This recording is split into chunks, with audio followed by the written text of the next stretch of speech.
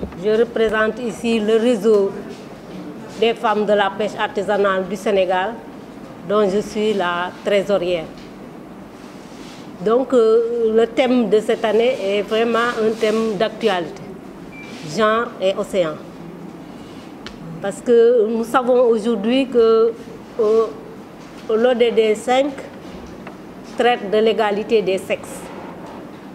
Et qui parle d'égalité de sexe, les discriminations sont visibles. Donc parle de discrimination positive envers les femmes. C'est pourquoi aujourd'hui on a vu beaucoup de femmes parce que nous sommes discriminés au niveau de nos organisations, au niveau de nos relations entre les hommes dans les activités de pêche, au niveau aussi de nos conditions de travail, d'accès à la ressource, d'accès aux équipements, donc au niveau de la santé.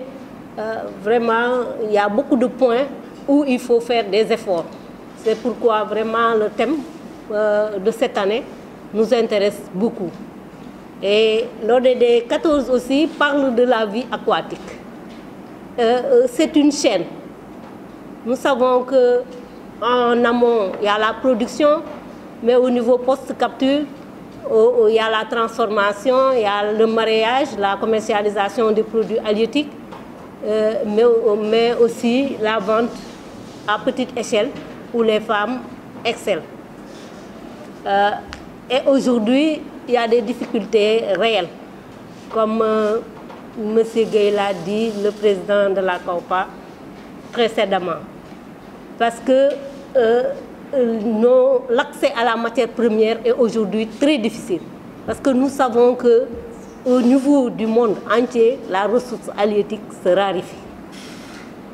À cause des mauvaises pratiques de pêche, à cause des changements climatiques. Maintenant, comme il le dit, vient s'ajouter des sites ou des quais de débarquement. Et vraiment, nous pose beaucoup de problèmes parce qu'il y a beaucoup d'impacts négatifs de ces usines au niveau de la santé des populations, mais aussi au niveau de l'accès à la ressource. Parce que tout le monde sait que pour les prix, les femmes n'ont pas beaucoup de moyens.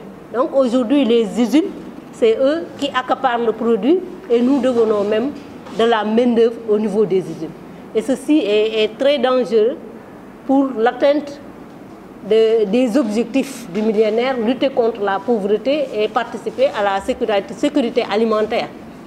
Parce qu'aujourd'hui, tout le monde sait qu'au Sénégal, le poisson est très important. Et les protéines animales dont nous avons besoin nous proviennent principalement du poisson, 29 kilos par poisson, par personne et par an.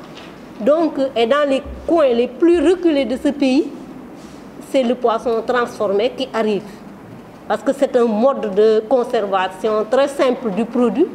Et plusieurs mois, 8 mois, le poisson transformé peut rester. Donc aujourd'hui, c'est un métier qui est menacé.